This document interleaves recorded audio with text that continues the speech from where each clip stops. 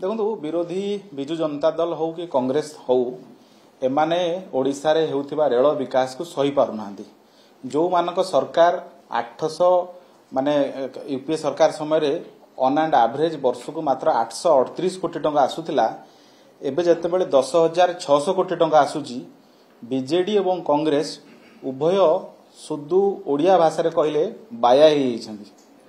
एवं से माने स्टैटिस्टिकल फिगर कथा कहउतले केतेबेले गत वर्ष से माने कहउतले जे रेलरू ओडिशा 15,000 कोटी टंका पाउ नौची ओडिशा एबे कहउछंती 25,000 कोटी मु भाबुजी बिजु जनता दल रो जो महाशय सांबादिक सम्मेलन करूथिले तांको पाखरे बोध हुए सठिक हिसाब खबर नाही वास्तव रे ओडिशा को केते जाउची आ केते आसुची आपण माने जानिथिबे चलित रेलवे बजेट आसीची समुदाय बजेट होची 2,52,000 कोटी सेत्रु ओडिशा पाइची 10,599 कोटी आपण जे ताको परसेंटेज रे करिवे ताले 4.2% अर्थ टोटल रेलवे बजेट रु ओडिशा 4.2% पाइची किंतु आपण जदि सेंसस हिसाब करिवे ओडिशा रो पॉपुलेशन शेयर होची देशर 3.47 अर्थ हला हमरो जनसंख्या लोक संख्या शेयर होची 3.47 किंतु रेल बजेट बेले आमे पाउचु 4.2% ता माने हला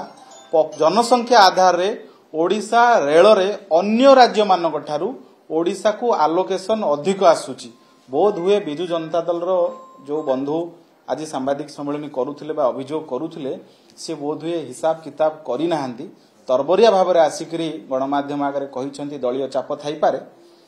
एवं खोर्धा रोड मु आपनकु ओडिशा रे किभली रेल विकास होउची द्रुत गति रे आगौची खोर्धा रोड रेलवे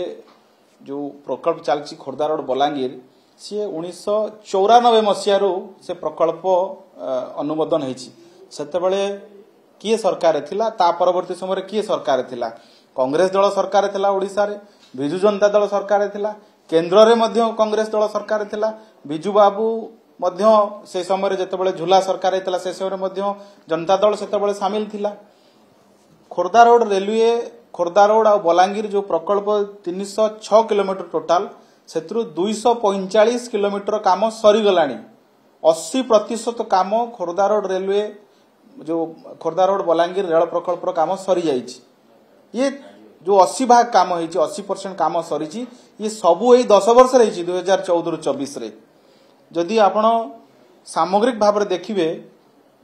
9 रु 14 यूपीए रो शेष 5 वर्ष रे ऑन एंड एवरेज ओडिशा रे वर्ष को मात्र 53 किलोमीटर नुआ रेल लाइन तयारी होतला आज 14 रु 25 विगत 11 वर्ष भितरे ऑन एंड एवरेज वर्ष को 186 किलोमीटर काम होची माने पाखा पाखी 3.5 गुणा नुआ रेल लाइन रो काम वर्ष को हाराहारी ओडिशा रे बढ़ीची इलेक्ट्रिफिकेशन काम पूर्व सरकार समय रे यूपीए सरकार समय रे वर्ष को ऑन एंड एवरेज 29 किलोमीटर होतला एबे 138 किलोमीटर हलानी इलेक्ट्रिफिकेशन काम 6 गुण बढ़ीची मोदी सरकार समय रे 2046 नुआ रेल लाइन काम ओडिशा रही आपण कहतु विगत 70 वर्ष भितरे एते नुआ रेल लाइन काम मात्र 10 वर्ष रे केबे हेइतिला कि 48 टी प्रकल्प ओडिशा रे चालीची जोतरे capex investment capital expenditure investment पाखापाखि 70,000 कोटी टंकार सेतु किछि प्रकल्प काम सरिलाणी किछि प्रकल्प काम चालीची 70,000 कोटी टंकार कैपेक्स रेलवे सेक्टर रे केंद्र सरकार ओडिशा रे इन्वेस्टमेंट करिसेंती बोध हुए बिजु जनता दल एवं कांग्रेस जेहेतु सही पारु नाहंती एते काम होउची जनप्रियता मोदी सरकार ओडिशा रे बढ़ुची एमाने निजर राजनीतिक अस्तित्व बंचेबा पई एभली बयानबाजी करूछंती जो भुवनेश्वर रेलवे स्टेशन एई पाखरे राजधानी रे भुवनेश्वर रेल स्टेशन रो विकास पई जत नवीन बाबू निजे मुख्यमंत्री थिले ओडिशा सरकार आ रेलवे भितर एमओ करा गला से एमओ 3 वर्ष काल कोल्ड स्टोरेज रे से BDA housing urban development department आउ चीफ मिनिस्टर ऑफिस रेलवे बारंबार चिट्ठी लिखिले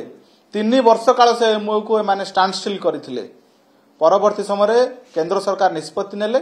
निजे 100% रेलवे